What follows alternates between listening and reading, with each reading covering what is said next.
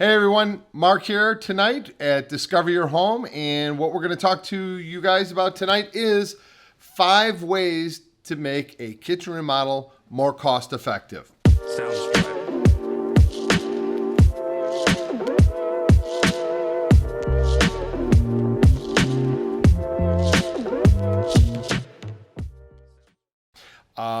With the escalation of material and labor costs, kitchens are extending $40, $50, $60,000 and above and beyond as far as doing complete remodels.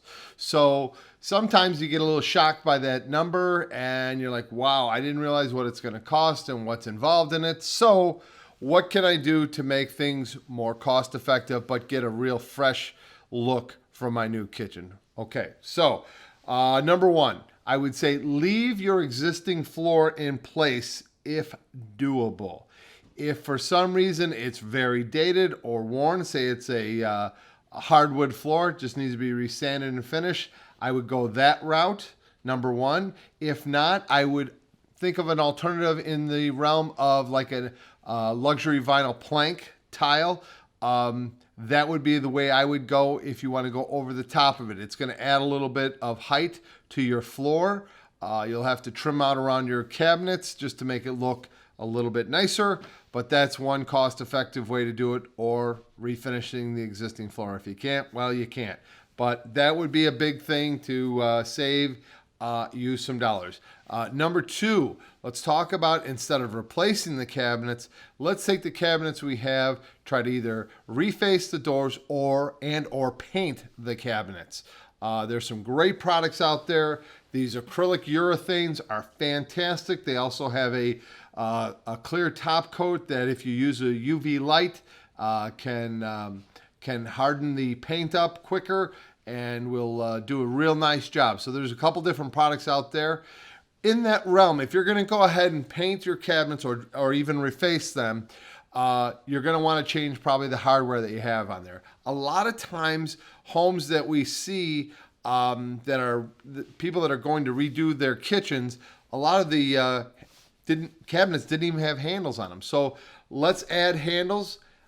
Third on my list would be, let's add some soft close hinges, drawer glides, and or inserts like pull-out drawers where cabinets where you just had shelves in there. Let's pull out the existing shelves and put in additional sets of rollout drawers. And the reason why that I say that is, as we get a little bit older, it's kind of a pain in the neck to get on your knees and crawl in the back of your cabinet to find that one pot that you're looking for. I would say that this is probably one of the biggest upgrades when people are doing their kitchens, that they want to go ahead and they want to change out the existing kind of the guts of the cabinets. So that's another thing. So we start with the floor. We're going to do something as far as finishing the cabinets.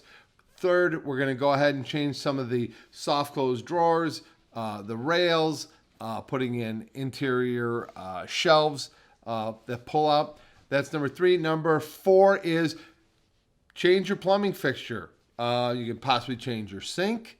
You could possibly change not just your sink, but the faucet, probably more so the faucet, unless your sink is real bad. If it's a cast iron, with white finish cast iron, and it's kind of gotten real beat up over the years. Sometimes what we find is that most of the homes that we're working in, we're seeing more of stainless steel.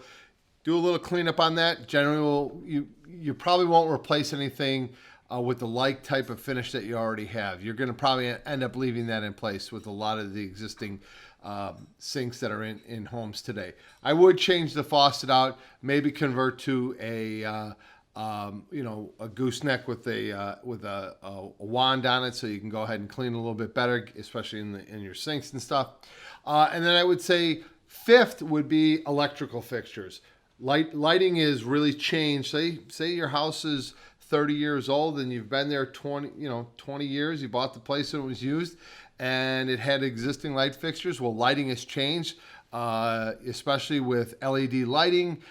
Just the way designs are going. So if you really want to freshen up your kitchen, I would say start with your flooring, go to your cabinets, kind of the guts and the mechanicals of the cabinets, your plumbing, and then finish off with your electrical. And you'll be able to manage your costs a little bit better that way than doing a complete renovation where you're tearing everything out and starting new. And you'll be pleasantly surprised on what's available to you and your possible remodel. So thanks again for joining me. This is Mark at Discover Your Home. We'll see you soon. Thanks.